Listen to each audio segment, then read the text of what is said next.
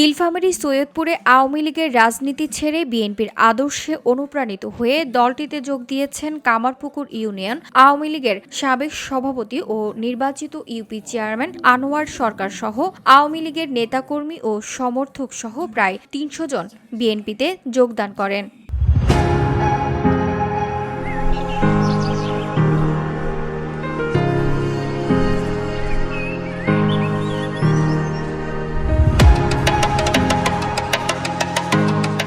সোমবার রাতে কামারপুকুর ইউনিয়ন পরিষদ সংলগ্ন আলহাজ অধ্যক্ষ আব্দুল গফুর সরকারের চাতালে কামারপুকুর ইউনিয়ন পরিষদের চেয়ারম্যান আনোয়ার সরকারের আয়োজনে এক মতবিনিময় ও যোগদান অনুষ্ঠানের মাধ্যমে তারা আনুষ্ঠানিকভাবে বিএনপিতে যোগদান করেন।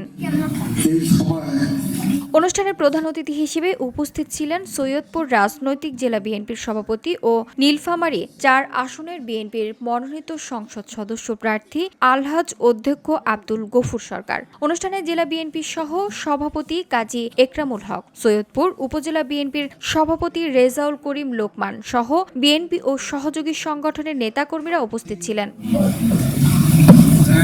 অধ্যক্ষ আব্দুল গফুর সরকার ইউপি চেয়ারম্যান ও আওয়ামী লীগের নেতাকর্মী ও সমর্থকের উদ্দেশ্যে বলেন, শহীদ রাষ্ট্রপতি জিয়াউর রহমানের আদর্শে অনুপ্রাণিত হয়ে বিএনপিতে যোগদান করায় আপনাদের সাধুবাদ জানাই।